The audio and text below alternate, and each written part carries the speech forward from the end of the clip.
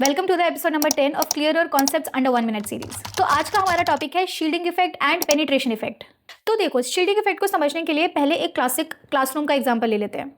तो इमेजिन करो कि टीचर एक न्यूक्लियस है एंड टीचर सामने बैठकर स्टूडेंट्स को पढ़ा रही हैं एंड देन पूरी क्लासरूम में जो सबसे फर्स्ट या सेकंड बेंच पे जो स्टूडेंट्स बैठे हुए हैं, these are the inner electrons, और जो लास्ट बेंच पे स्टूडेंट्स बैठे हुए हैं वो हैं हमारे वैलेंस इलेक्ट्रॉन और आउटर इलेक्ट्रॉन्स। अब टीचर चाहती हैं कि भाई जो लास्ट बेंच पे स्टूडेंट्स बैठे हुए हैं उनको भी अटेंशन प्रॉपर दी जाए, लेकिन प्रॉब्लम कहाँ पे आती है? बीच में बैठे हुए बहुत सारे स्टूडेंट्स वो टीचर की अटेंशन को ब्लॉक कर देते हैं, इसलिए लास्ट बेंच वाले स्टूडेंट्स टीचर का अटेंशन पूरी तरीके से फील ही नहीं कर पाते। यही सेम होता है एक एटम के अंदर भी। Nucleus has positive charge, inner electrons का भी नेगेटिव चार्ज है, आउटर इलेक्ट्रॉन्स का भी नेगेटिव चार्ज है। तो न्यूक्लियस चाहता है कि भाई आउटर इलेक्ट्रॉन्स के साथ भी फोर्स ऑफ अट्रैक्शन मेंटेन हो, लेकिन बीच वाले इलेक्ट्रॉन्स और आउटर इलेक्ट्रॉन्स की वजह से एक रिपल्शन क्रिएट होता है, जिसकी वजह से आपके आउटर इलेक्ट्रॉन्स भी और भी ज्यादा दूर चले जाते हैं, और इसी को हम बोल देते हैं शील्डिंग इफेक्ट और स्क्रीनिंग इफेक्ट।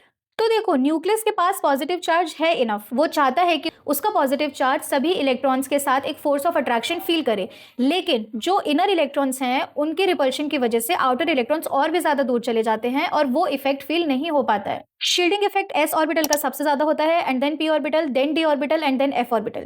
अब ये पेनिट्रेशन इफेक्ट क्या होता है? तो ये एक एबिलिटी है of an electron in an orbital to approach close to the nucleus, कि एक इलेक्ट्रॉन एक ऑर्बिटल के अंदर न्यूक्लियस के कितना क्लोज जा सकता है, वो पेनिट्रेशन इफेक्ट कहलाता है। तो दोनों सेम नहीं है, डिफरेंट है। शील्डिंग इफेक्ट है इनर इलेक्ट्रॉन्स का आउटर इलेक्ट्रॉन्स को ब्लॉक कर देना, और पेनिट्रेशन इफेक्ट होता है एक इलेक्ट्रॉन की एबिलिटी कि वो न्यूक्लियस के कितना क्लोज जा सकता है। अब अगर आप example low 2s and 2p orbital का, तो दोनों ही सेम शेल में है, सेकंड शेल में बैठे हुए हैं, लेकिन फिर भी इसमें से जो 2s आपका ऑर्बिटल है वो ज्यादा पेनिट्रेशन इफेक्ट शो करेगा, ज्यादा शील्डिंग इफेक्ट शो करेगा, क्योंकि जो s ऑर्बिटल होता है उसका शील्डिंग इफेक्ट ज्यादा होता है, वो न्यूक्लियस के ज्यादा क्लोज होता है, उसका अट्रैक्शन भी ज्यादा होता है, इसीलिए 2s की एनर्जी कम होती है एंड 2p की एनर्जी ज्यादा होती है।